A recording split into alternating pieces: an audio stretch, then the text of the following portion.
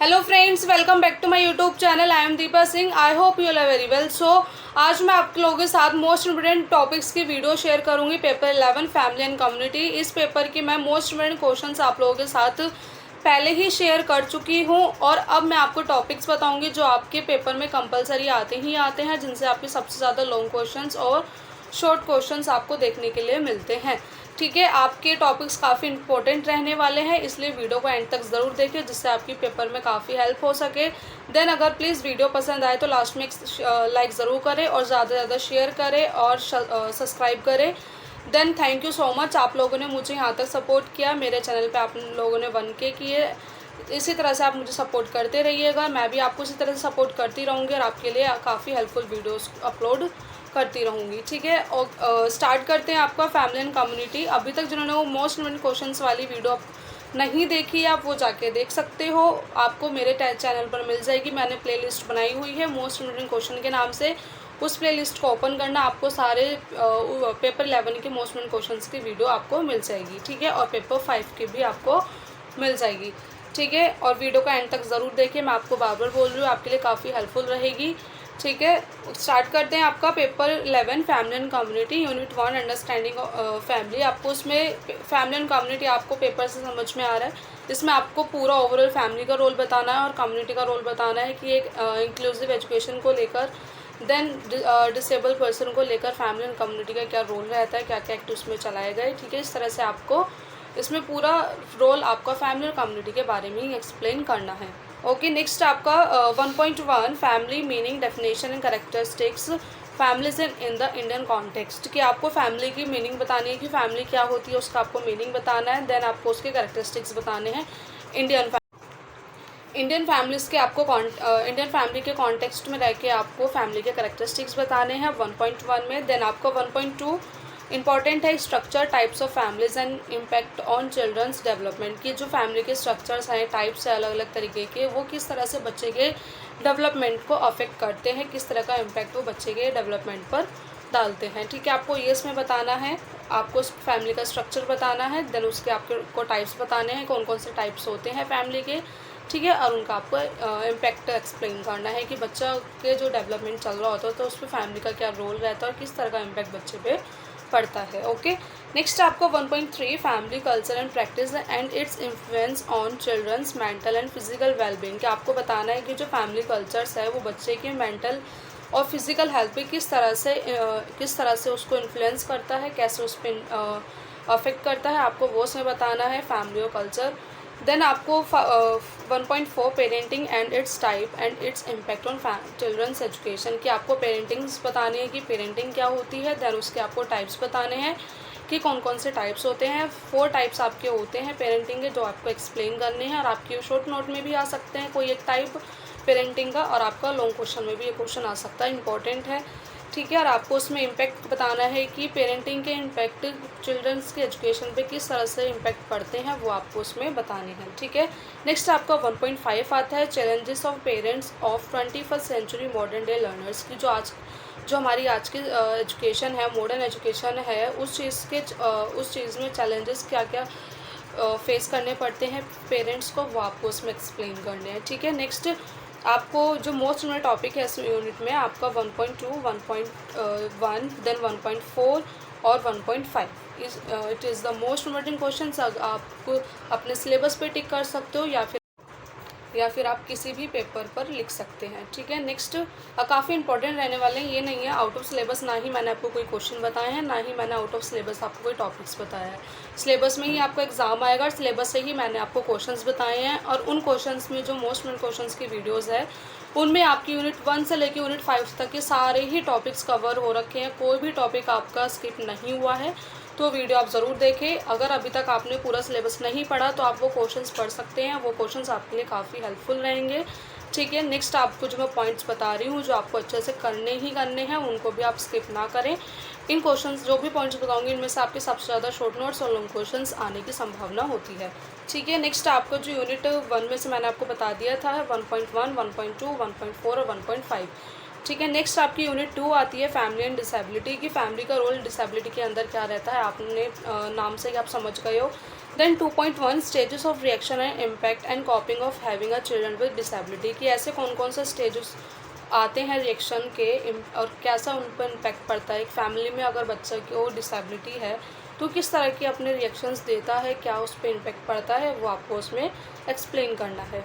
Then आपका 2.2 involving parenting in diagnosis fitment of aids acceptance by the disability by family, कि आपको उसमें बताना है कि पेरेंट्स जब बच्चे के डायग्नोसिस में इन्वॉल्व होते हैं तो उसका उनमें क्या रोल रहता है और कैसे कैसे किस तरह से आप उनको एड्स और प्रोवाइड करा सकते हो या उनको उनकी एड्स को बताने में आप हेल्प कर सकते हो, वो आपको उसमें बताना है। ठीक है, नेक्स्ट आपका आता है 2.3 importance of family involvement and advocacy interventional practice, कि आपको बताना है कि फैमिली की इन्वॉल्वमेंट क्यों इम्पॉर्टेंट रहती है और वो बच्चे की इंटरवेंशनल प्रैक्टिस, जो बच्चे की डिसेबिलिटी का इंटरवेंशन किया जाता है उसमें फैमिली का क्या रोल रहता है, वो आपको उसमें एक्सप्लेन कर। नेक्स्ट आपका आता है 2.4 concept components and strategies of family empowerment. ठीक है, इसमें आपको बताना है कि फैमिली की एम्पावरमेंट में क्या क्या उसकी स्ट्रेटजीज है, कि आप फैमिली को किस तरह से अवेयर कर सकते हो डिसेबिलिटी को लेके और क्या क्या उसके कंपोनेंट्स रहते हैं, वो आपको उसमें एक्सप्लेन करना है। Then 2.5 parenting for interventional practice, की जो अलग अलग टाइप्स की पेरेंटिंग होती है बच्चे की इंटरवेंशन प्रैक्टिस में उनका क्या रोल रहता है, वो आपको उसमें एक्सप्लेन करना है। नेक्स्ट आपका 2.2 यूनिट 2 में से जो मोस्ट इम्पोर्टेंट टॉपिक्स है वो है आपका 2.1, 2.2, देन 2.4 और 2.5। It is the most important topics, आप इनको बिल्कुल भी स्किप ना करें और इनको अच्छे से रिवीजन करें। देन आपकी unit 3 role of family in early childhood care and education, इसमें आपको बताना है कि अर्ली चाइल्डहुड केयर और एजुकेशन में फैमिली का क्या रोल रहता है, आपको उसमें वो सब चीज़ एक्सप्लेन करनी है। देन आपकी 3.1 आती है parent as a first teacher and family as a first school, की जो बच्चे की जो टीचर होते हैं, पेरेंट्स एक फ़र्स्ट टीचर होते हैं क्योंकि बच्चा बर्थ से ही लेकर अपनी पूरा ओवरऑल टाइम 24 आवर्स में से सबसे ज़्यादा टाइम वो अपने पेरेंट्स के साथ स्पेंड करता है। और बच्चा स्कूल की एज के टाइम तक आते आते बच्चा उससे पहले अपनी फैमिली में रहता है, तो फैमिली एक as a teacher role play करती है first, then as a first school भी रोल प्ले करती है। ठीक है, तो फैमिली की काफ़ी ज़्यादा इंपॉर्टेंस रहती है, काफ़ी ज़्यादा उनका रोल रहता है बच्चे के डेवलपमेंट में, बच्चे के एजुकेशन में, तो वो आपको उसमें एक्सप्लेन करना है कि parents as a first teacher बच्चे का क्या रोल रहता है और as a first school family का क्या रोल रहता है। ठीक है, नेक्स्ट आपका आता है 3.2 role of family in developing and executing IFSF and IEPS। आपको उसमें बताना है कि रोल ऑफ फैमिली की फैमिली का क्या रोल रहता है। आप अपने इस आपने अपने कोर्स में फ़ाइल बनाई होती है IEP और IFSF। ठीक है, आपकी फाइल्स बनती है जिसमें आप इंडिविजुअली एक बच्चे का पूरा प्लान रिकॉर्ड करते हो कि बच्चे की सारी स्किल्स, बच्चे का पूरा डेवलपमेंट, बच्चे की एबिलिटीज़ अनएबिलिटीज़।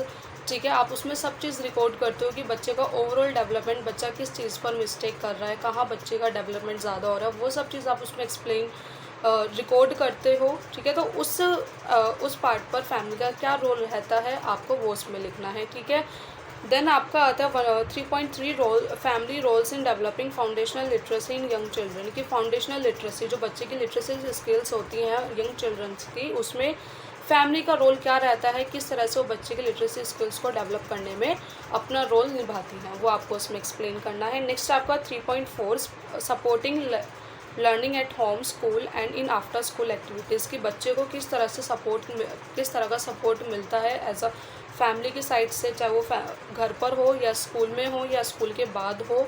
ठीक है, तो स्कूल एक्टिविटीज़ में फैमिली का क्या रोल रहता है वो आपको उसमें एक्सप्लेन करना है। नेक्स्ट आपका 3.5 आता है role of family in facilitating inclusive education, कि फैमिली का रोल क्या रहता है इंक्लूसिव एजुकेशन में, क्योंकि फैमिली भी एक एज अ फैसिलिटेटर वर्क करती है इंक्लूसिव एजुकेशन में, तो आपको वो उसमें एक्सप्लेन करना है कि फैमिली का इंक्लूसिव एजुकेशन में क्या रोल रहता है। ठीक है, नेक्स्ट आपका 3.2 में जो मोस्ट इम्पोर्टेंट टॉपिक्स है वो है 3.1, 3.2, 3.3 and then 3.5 is the most important topics. आपको ये बिल्कुल भी स्किप नहीं करने हैं, आपको अच्छे से पढ़ने हैं और अपने रिवीजन भी अच्छे से करनी है। ठीक है, नेक्स्ट हम आते हैं यूनिट 4। आपका इस पेपर में पूरा जो रोल दिखाया गया है वो कम्युनिटी और फैमिली का दिखाया गया है कि इंक्लूसिव एजुकेशन के अंदर और बच्चे को कोई डिसेबिलिटी रहती है तो उसमें फैमिली का और कम्युनिटी का किस तरह से रोल रहता है, क्या क्या अपने रोल्स वो निभाते हैं। ठीक है, तो आपकी यूनिट 4 आती है कम्युनिटी फॉर डिसेबिलिटी रिहेबिलिटेशन। अभी तक यूनिट 3 1 2 3 इसमें हमने फैमिली का रोल पढ़ा। नेक्स्ट जो यूनिट 4 और 5 है इसमें हम कम्युनिटी का रोल पढ़ेंगे कि बच्चे के एजुकेशन में और डिसेबिलिटी को लेकर कम्युनिटी का क्या रोल रहता है। नेक्स्ट आपका आता है 4.1 concept and types of communities. आपको उसमें कम्युनिटीज़ बतानी है, कम्युनिटीज़ का मीनिंग बताना है क्या होता है, देन आपको उसमें टाइप्स ऑफ कम्युनिटीज़ बतानी है। ठीक है, ये आपको इंपॉर्टेंट है। 4.2 role of community in prevention early identification intervention of disability की कम्युनिटी का रोल क्या रहता है बच्चे की प्रिवेंशन में, बच्चे की आइडेंटिफिकेशन में, देन बच्चे के इंटरवेंशन में, कि जब बच्चे का अर्ली आइडेंटिफिकेशन कर लेते हो उसके बाद जब इंटरवेंशन किया जाता है तो उस चीज़ में कम्युनिटी का क्या रोल रहता है वो आपको इसमें एक्सप्लेन करना है। ठीक है, नेक्स्ट आपका आता है 4.3 based community based inclusive development needs importance and strategies. आपको उसमें कम्युनिटी बेस्ड इंक्लूसिव डेवलपमेंट बताना है कि इंक्लूसिव डेवलपमेंट, इंक्लूसिवनेस को बढ़ाने के लिए कम्युनिटी का क्या रोल रहता है, क्या उसकी नीड्स रहती है, क्या क्या उसकी स्ट्रेटजीज रहती है, किस तरह से आप कम्युनिटीज़ की हेल्प से इंक्लूसिव एजुकेशन को प्रमोट कर सकते हो, क्या क्या उसमें ज़रूरतें पड़ती है वो आपको इसमें एक्सप्लेन करनी है। ठीक है, नेक्स्ट आपका आता है 4.4 creating enabling environments mobilising local community resources towards the rehabilitation person with disabilities. आप इस तरह का एनवायरनमेंट क्रिएट करें जहाँ पर लोगों के लिए mobilize local community resources available किए जाएँ। अगर बच्चे किसी पर्सन को या बच्चे को डिसेबिलिटी है तो उनके लिए सारे रिसोर्सेज को प्रोवाइड कराया जाए। ठीक है, जो भी उनकी नीड्स के अकॉर्डिंग उनके एड्स, इक्विपमेंट्स, रिसोर्सेज, ओवरऑल जो जितने भी रिसोर्सेज हैं अब वो सब प्रोवाइड कराया जाए। तो इस तरह का इन्वायरमेंट आपको क्रिएट करना है। देन आपको नेक्स्ट आपको उससे बताना है 4.5 issues and challenges in rehabilitation of children with disability in the community. कि बच्चा ऐसे कौन कौन से इश्यूज़ होते हैं, कौन कौन से चैलेंजेस होते हैं कि जो बच्चा कम्युनिटी में रह के, अगर बच्चे को डिसेबिलिटी है वो एक कम्युनिटी में रह रहा है तो उसको ऐसे कौन कौन से चैलेंजेस हैं जो उसको फेस करने पड़ते हैं। ठीक है, वो आपको उसमें एक्सप्लेन करने हैं। ठीक है, नेक्स्ट आपका आता है यूनिट 4 में से आपके जो मोस्ट इम्पोर्टेंट टॉपिक्स है वो है 4.1, 4.2, 4.3 एंड 4.4। मोस्ट इम्पोर्टेंट टॉपिक्स आपको बिल्कुल भी स्किप नहीं करने हैं, आपको ये सबसे ज़्यादा रिवीजन करने हैं। जब आप इन टॉपिक्स की रिवीजन अच्छे से कर लो तो देन जो टॉपिक्स बचते हैं आप उनको भी एक बार 2 से 3 बार आप रीड कर लो, जिससे आपको उनकी भी नॉलेज हो जाए कि उनमें क्या क्या चीज़ें पूछी गई है। अगर आपके उनमें से कोई आता है क्वेश्चन तो आप उसको लिख सको। ठीक है, नेक्स्ट आपका आता है unit 5 role of community in education children with disability. कि कम्युनिटी का रोल क्या रहता है एजुकेशन के अंदर, जो डिसेबल बच्चों की जो एजुकेशन रहती है उसमें क्या कम्युनिटी का रोल रहता है वो आपको इस यूनिट में एक्सप्लेन करना है। ठीक है, 5.1 community awareness about disabilities early identification intervention and education. कि कम्युनिटी को आप किस तरह से अवेयर कर सकते हो कि जो बच्चे की डिसेबिलिटीज़ को पहचानने में कि शीघ्र पहचान करी जाए और शीघ्र ही उनका इंटरवेंशन किया जाए और उनको प्रॉपर एजुकेशन प्रोवाइड कराई जाए। तो इस पार्ट पर कम्युनिटी का क्या रोल रहता है वो आपको इसमें एक्सप्लेन करना है। तो आप एज अ फैसिलिटेटर आप कम्युनिटी को किस तरह से अवेयर कर सकते हो बच्चे की अर्ली आइडेंटिफिकेशन की और उनके एजुकेशन की, और अगर बच्चों को कोई डिसेबिलिटी है तो उसकी इंटरवेंशन किस तरह से की जाए। ठीक है, ये आपको सब इसमें एक्सप्लेन करना है। देन आपकी 5.2 community support for home based education and in times of disasters. कि आपको नेक्स्ट आपको उसमें बताना है कि community support for home based education, जो कम्युनिटी है वो होम बेस्ड एजुकेशन को किस तरह से सपोर्ट करती है। आज के टाइम में जो होम बेस्ड एजुकेशन बच्चों को प्रोवाइड कराई जाती है उस चीज़ में कम्युनिटी का क्या रोल रहता है वो आपको उसमें एक्सप्लेन करना है। देन आपकी 5.3 आती है collaboration with anganwadis and other governmental agencies for education of children with disabilities. किया जो हम आंगनवाड़ी आपकी खुली हुई होती है बच्चों के लिए, जहाँ पर बच्चे को प्ले एक्टिविटीज़ भी कराई जाती है, एजुकेशन भी दी जाती है, और जो अदर गवर्नमेंट एजेंसीज़ है वो किस तरह से बच्चों के साथ बच्चों की डिसेबल बच्चों की एजुकेशन को प्रमोट करने में हेल्प करती है, क्या उनका रोल रहता है वो आपको उसमें एक्सप्लेन करना है। ठीक है, नेक्स्ट आपको उसमें बताना है 5.4 community as a stakeholder in special education and inclusive education. Community एक स्टेक होल्डर है ठीक है। तो वो स्पेशल एजुकेशन को और इंक्लूसिव एजुकेशन में किस तरह से अपना रोल निभाती है, क्या क्या उनकी ड्यूटीज़ और रिस्पॉन्सिबिलिटीज़ होती है कम्युनिटी की, वो आपको उसमें एक्सप्लेन करनी है। ठीक है, आपने पेपर 8 में भी पढ़ा होगा जिसमें आपने स्टेक होल्डर्स पढ़े थे, तो कम्युनिटी भी एक एज अ स्टेक होल्डर्स है जो स्पेशल एजुकेशन और इंक्लूसिव एजुकेशन में अपना अलग रोल निभाती है। ठीक है, नेक्स्ट आपका आता है 5.5 safeguarding children with disabilities and their families in the communities. आपको बताना है कि बच्चा अपनी फैमिली में रहकर काफ़ी सेफ फील करता है। अगर बच्चे को उसकी कोई डिसेबिलिटी है तो वो अपनी फैमिलीज़ के साथ काफ़ी ज़्यादा सेफ फील करता है अपनी कम्युनिटीज़ के साथ। आपको उसमें वो एक्सप्लेन करना है किस तरह से बच्चा अपनी फैमिली में, क्यों बच्चा अपनी फैमिली में सेफ फील करता है, और विद डिसेबिलिटीज़ बच्चा कम्युनिटी में रहकर वो क्या चीज़ फेस करता है, आपको वो उसमें एक्सप्लेन करना है। ठीक है, तो यूनिट 5 में से जो आपके मोस्ट इम्पोर्टेंट टॉपिक्स थे वो है 5.1, 5.2, 5.3 एंड 5.4। ये मोस्ट इम्पोर्टेंट टॉपिक्स है जो आपके लिए काफ़ी हेल्पफुल रहेंगे। ठीक है, मैंने आपको यूनिट 1 से लेकर यूनिट 5 तक ये मोस्ट इम्पोर्टेंट टॉपिक्स आप लोगों के साथ शेयर कर दिए हैं, और प्लीज़ आप इन टॉपिक्स को अच्छे से कवर करें। आपका एग्ज़ाम कल ही है, अभी भी आपके पास टाइम है, आप नाइट तक अपने इन टॉपिक्स को रिवाइज़ कर सकते हो काफ़ी अच्छे तरीके से।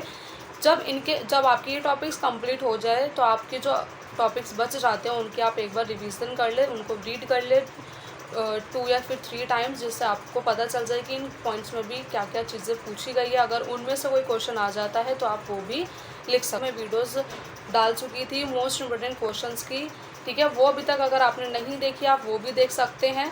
ठीक है, उसका लिंक आपको मेरे डिस्क्रिप्शन बॉक्स में मिल जाएगा, और आप जब मेरे चैनल पर जाओगे तो आपको प्लेलिस्ट में मोस्ट इम्पोर्टेंट क्वेश्चन की प्लेलिस्ट मिलेगी जिसमें आपको इस पेपर के मोस्ट इम्पोर्टेंट क्वेश्चन की वीडियो मिल जाएगी। ठीक है, देन आप अपना पेपर अच्छे से करें, अच्छे से अटेम्प्ट करें। ठीक है, आपके सिर्फ एक पेपर और लेफ्ट है बस, इसके बाद आपके पेपर ख़त्म हो जाएंगे। फिर आपका रिज़ल्ट यहाँ तक सपोर्ट किया, और आगे भी आई होप आप मुझे सपोर्ट करते रहेंगे, और मैं भी आप लोगों के लिए ऐसी काफ़ी हेल्पफुल वीडियोस अपलोड करती रहूँगी। ठीक है, जिससे भी आपकी हेल्प हो सके। और प्लीज़ वीडियो पसंद आए तो लास्ट में एक लाइक, शेयर और सब्सक्राइब ज़रूर करें। Okay, all the best for your exam.